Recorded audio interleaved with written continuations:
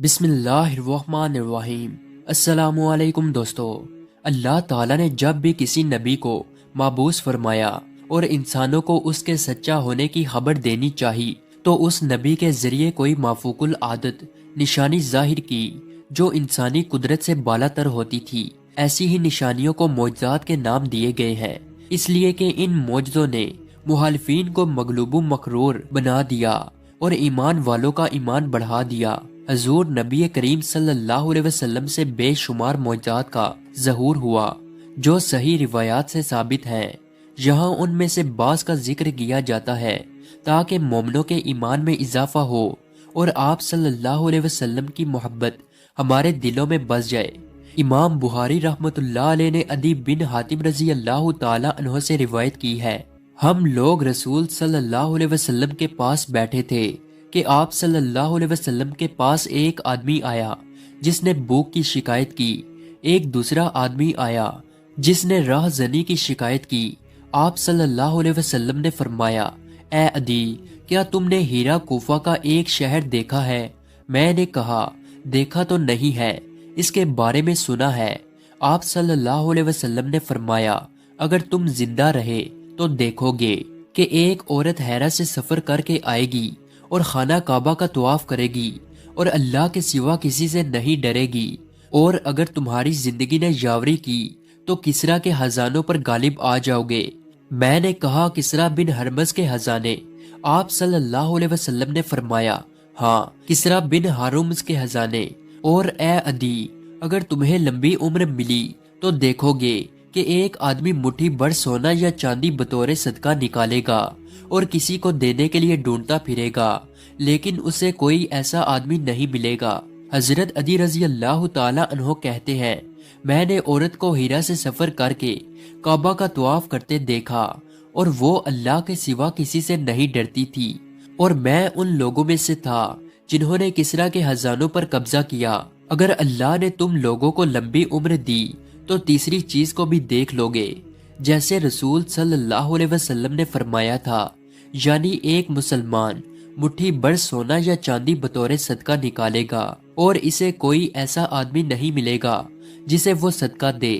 شیخ الاسلام امام ابن تیمیہ رحمۃ اللہ علیہ کہتے ہیں، یہ جو آپ صلی اللہ علیہ وسلم نے خبر دی ہے کہ آدمی مٹھی بھر سونا یا چاندی صدقہ لے کر نکلے گا لیکن اسے دینے کے لیے کوئی نہیں ملے گا، یہ بات حضرت عمر بن عبدالعزیز رحمۃ اللہ علیہ کے زمانہ میں ظاہر ہوئی اور رسول اکرم صلی اللہ علیہ وسلم کی بات صادق آئی۔ امام بخاری رحمۃ اللہ علیہ نے حضرت ابو ہریرہ رضی اللہ تعالی عنہ سے روایت کی ہے کہ نبی کریم صلی اللہ علیہ وسلم نے فرمایا، قیامت اس وقت تک نہیں آئے گی جب تک سرزمین حجاز سے ایک آگ نہ نکلے جو بصرہ میں موجود اونٹوں کی گردنوں کو روشن کر دے گی۔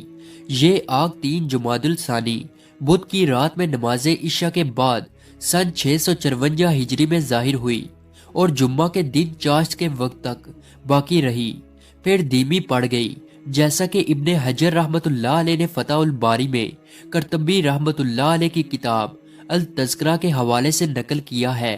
اسے تمام لوگوں نے دیکھا اور دیکھا کہ اس نے بصرہ کے اونٹوں کی گردنوں کو روشن کر دیا۔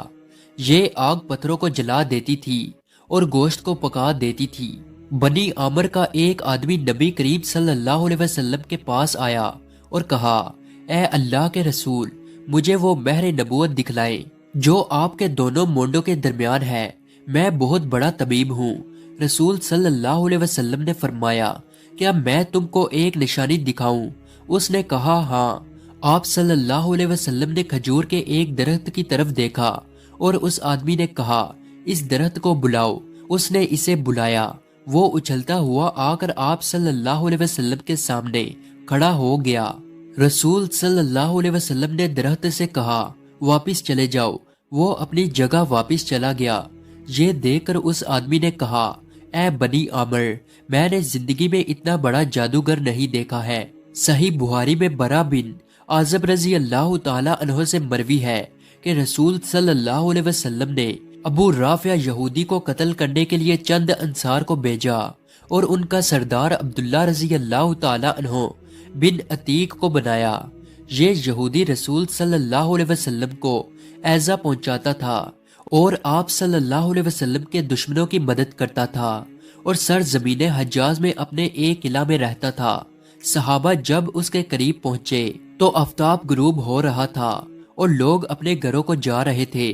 عبداللہ رضی اللہ تعالی عنہ نے اپنے ساتھیوں سے کہا، تم لوگ یہی انتظار کرو اور میں جا کر دربان سے نرمی کے ساتھ بات کرتا ہوں، ممکن ہے داخل ہونے دے۔ حضرت عبداللہ رضی اللہ تعالی عنہ دروازہ کے اندر داخل ہو گئے اور ابو رافع کو قتل کر کے جب واپس آ رہے تھے تو ان کا پاؤں پھسل گیا اور پنڈلی ٹوٹ گئی۔ جب رسول صلی اللہ علیہ وسلم کے پاس پہنچے تو آپ صلی اللہ علیہ وسلم نے ان سے فرمایا، اپنا پاؤں پھیلاؤ، اور آپ صلی اللہ علیہ وسلم نے اس پر اپنا ہاتھ پھیر دیا اور آنن فانن ایسا ہو گیا جیسے کبھی اس میں کوئی تکلیف ہی نہیں تھی۔ صحیح مسلم میں حضرت جابر بن عبداللہ رضی اللہ تعالی عنہ سے مروی حدیث ہے کہ ہم لوگ ایک بار رسول اکرم صلی اللہ علیہ وسلم کے ساتھ چلتے رہے یہاں تک کہ ایک کشادہ وادی میں پہنچ گئے۔ رسول صلی اللہ علیہ وسلم قضائے حاجت کے لیے ایک طرف بڑھے تو میں پانی کا برتن لے کر آپ صلی اللہ علیہ وسلم کے پیچھے چل پڑا۔ رسول صلی اللہ علیہ وسلم نے چاروں طرف نگاہ دوڑائی تو آپ صلی اللہ علیہ وسلم کو پردہ کے لیے کوئی چیز نظر نہ آئی۔ وادی کے کنارے آپ صلی اللہ علیہ وسلم نے 2 درخت دیکھے، ان میں سے ایک کے پاس گئے اور اس کی 2 ڈالیوں کو پکڑ کر فرمایا، اللہ کے حکم سے تم میرے لیے جھک جاؤ۔ چنانچہ وہ لگام ڈالے ہوئے اونٹ کی طرح آپ صلی اللہ علیہ وسلم کے لیے جھک گیا۔ پھر دوسرے درخت کے پاس گئے اور اس کی ایک ڈالی پکڑ کر کہا، تم بھی اللہ کے حکم سے میرے لیے جھک جاؤ۔ چنانچہ وہ بھی جھک گیا، اور جب دونوں قریب ہو گئے تو آپ صلی اللہ علیہ وسلم نے انہیں جمع کر دیا اور فرمایا، اللہ کے حکم سے تم دونوں ایک ساتھ مل جاؤ۔ تو وہ دونوں مل گئے۔ یہ دیکھ کر میں پیچھے مڑ کر اس ڈر سے دوڑنے لگا کہ کہیں رسول صلی اللہ علیہ وسلم کو احساس نہ ہو جائے کہ میں ان کے قریب ہوں، تو اور دوڑنے لگے۔ میں ایک جگہ بیٹھ کر کچھ سوچنے لگا تو دیکھتا کیا ہوں کہ رسول صلی اللہ علیہ وسلم آ رہے ہیں اور وہ دونوں درخت الگ ہو گئے ہیں اور اپنے تنے پر کھڑے ہو گئے ہیں۔